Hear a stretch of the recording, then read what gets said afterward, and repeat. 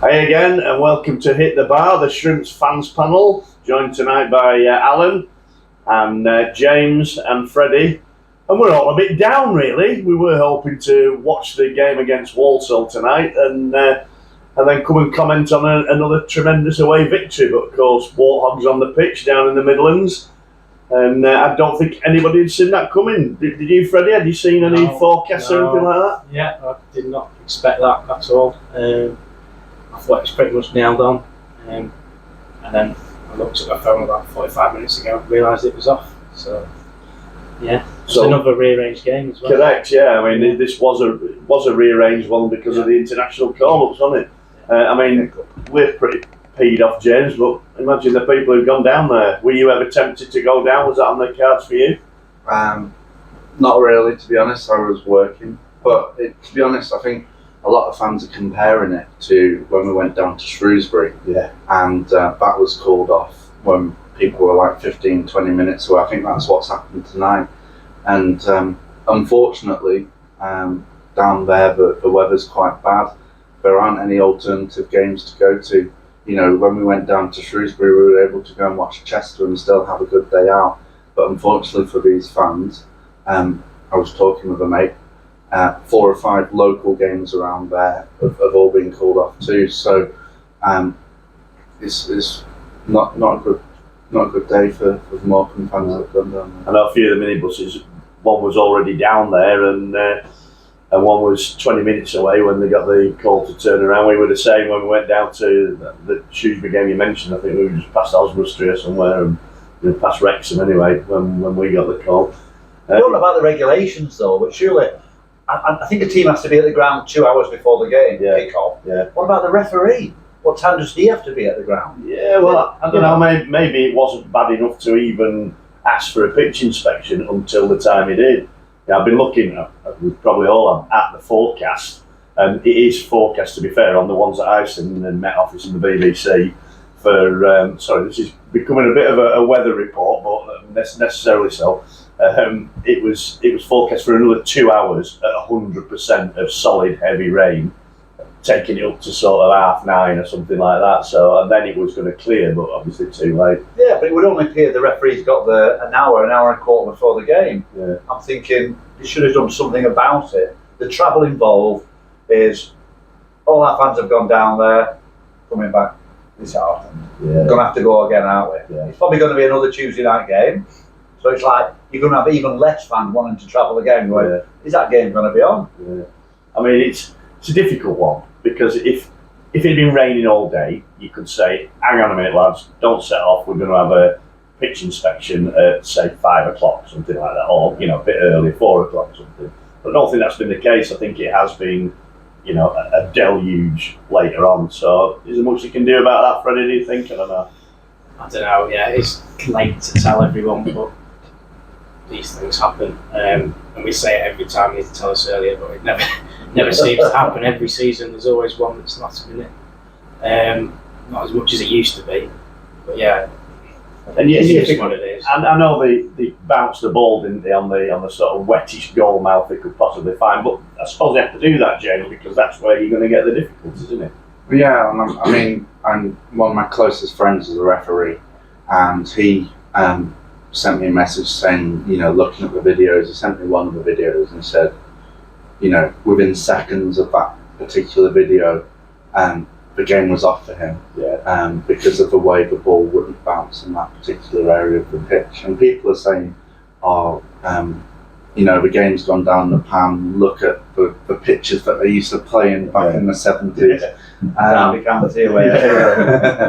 But ultimately, the referees deemed the pitch to be unplayable, and we've got to live with that decision now. And we'd complain, wouldn't we, if we were, on goal, Garner gets the ball past the keeper and then it sticks in the mud in the 6-yard box. Exactly. Or somebody does like, I know Kevin Ellison used to do, I think he did it a couple of times when we played at Accrington, and we started the game, we weren't doing well in it, the rain came down and he used to seek out the puddles, didn't he? He used to kick it towards the puddles and go, referee, look at this, to get it sent off. So we don't want farces like that. But Freddie, are you worried about a backlog of fixtures now? I know it's only one game, but we've already got 2 or 3 that we've already rearranged.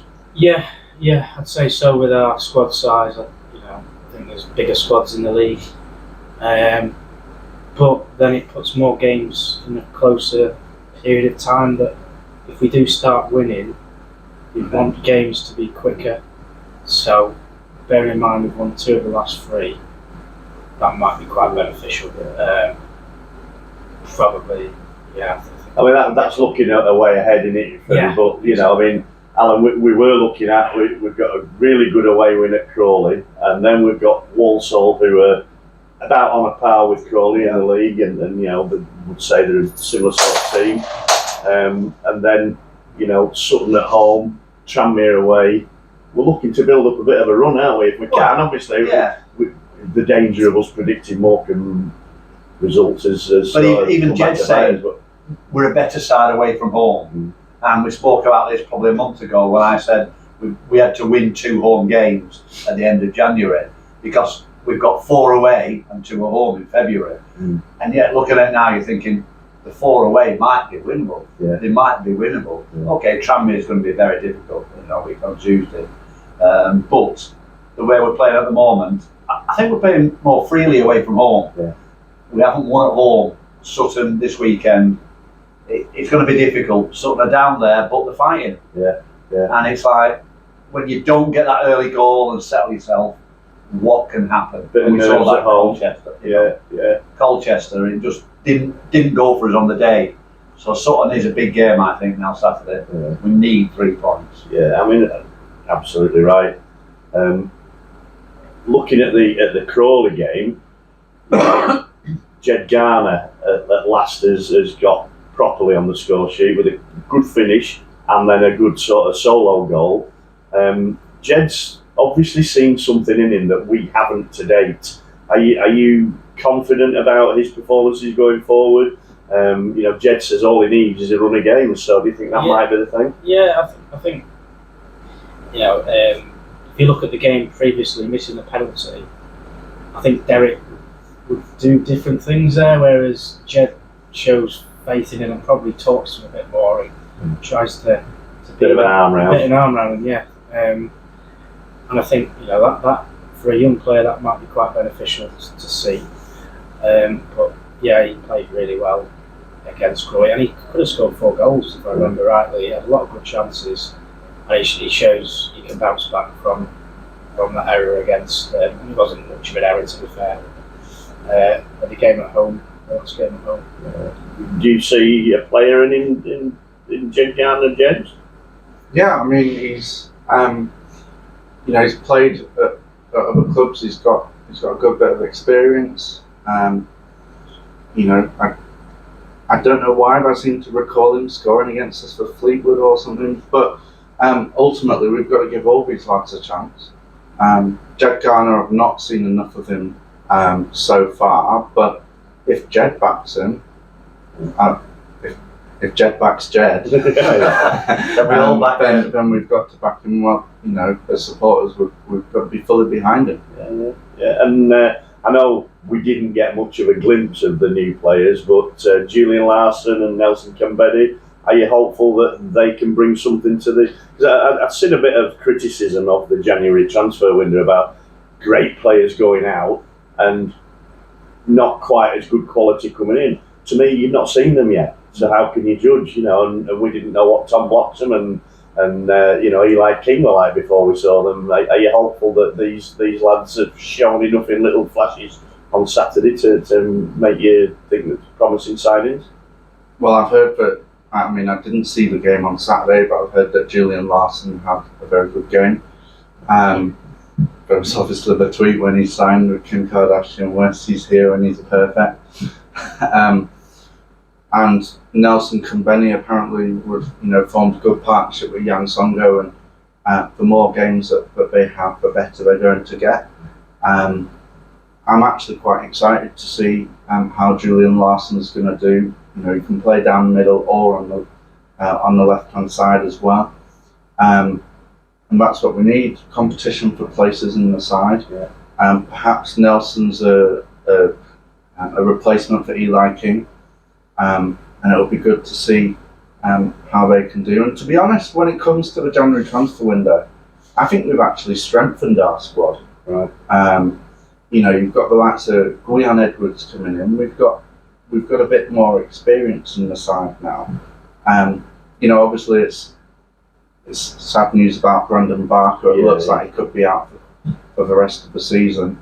But other than that, we've made some good signings, and Archie Mayer in goal. I mean,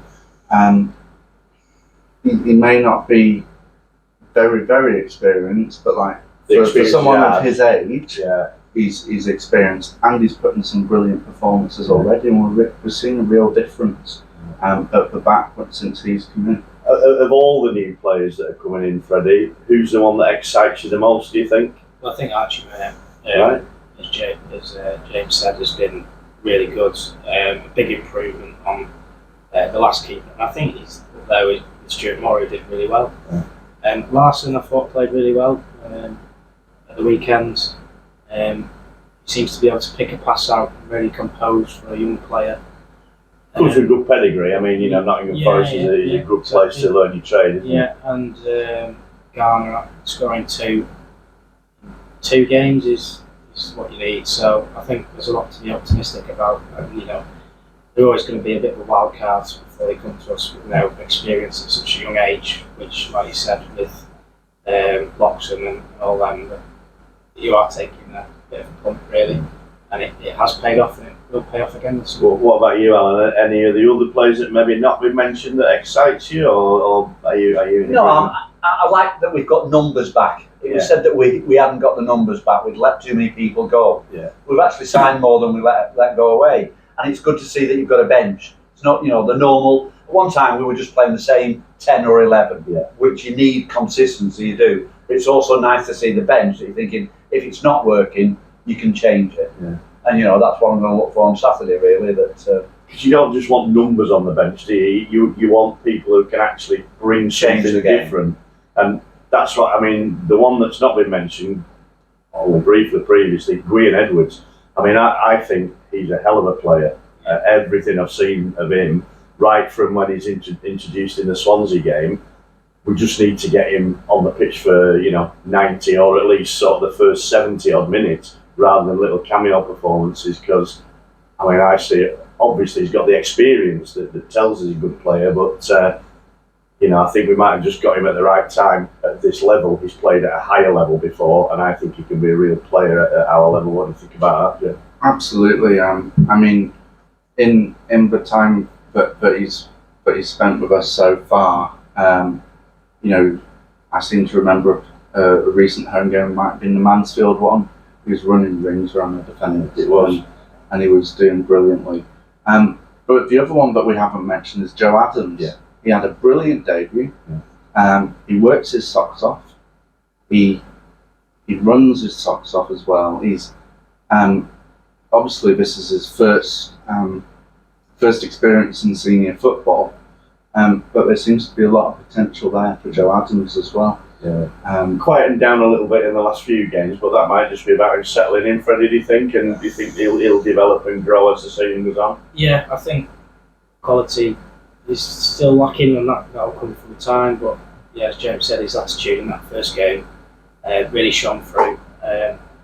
He didn't look fazed by it, and I think those attributes will mean he'll be a good player for us all the time. I'm sure of that. And if we are going to go on a run, Alan, which we all hope they are, what will be the crucial factors in us doing that? I think it'll be keeping the squad free from injuries and playing. Yeah, you need 10 or 11 that are there, the mainstay of the team, with one or two others to come in when it's not going right. And I think we've got the squad there. Most of them coming back. We need JJ. If we could get JJ back, he's still injured. Don't know what he's going to be. They reckon 4 to 6 weeks. That's a big miss. But other people need to step up, and we're there. I think we can be positive. Let's go on a decent run, and then maybe just get JJ fit for a run at the playoffs. Just in a couple of words. Don't mention that word. Do you think we can get there? Do you think we can get there? Are you looking at that? You're certainly looking up rather than down. Okay. I never like they saying, "Oh, we're going to do top 4, top 6, whatever." I think this season we are looking up rather than looking down. What about you, Freddie? I was quite surprised that we were 4 points off the game in hands when I looked at the weekend. But I think experience might let us down, to be honest. It's worth a go. James, are you having it? I'm making sure that I'm not booking a holiday when it comes to the playoffs around that time. So I think we could have a late push there. Well, I've predicted Morecambe versus Barrow in the playoff final. We'll see how that one. That would be better. All right, we'll leave it at that. We're looking forward to a good game at All Sutton. Get yourselves down there, anybody who can be.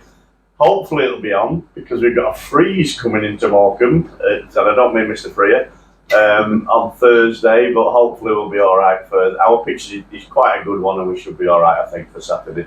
So hope to see a load of you there. If anybody does want to get involved with the panel, go on our social media, Shrimps Fans Panel, and get in touch with us, and we'll try and get you on. For now, we'll see you next week.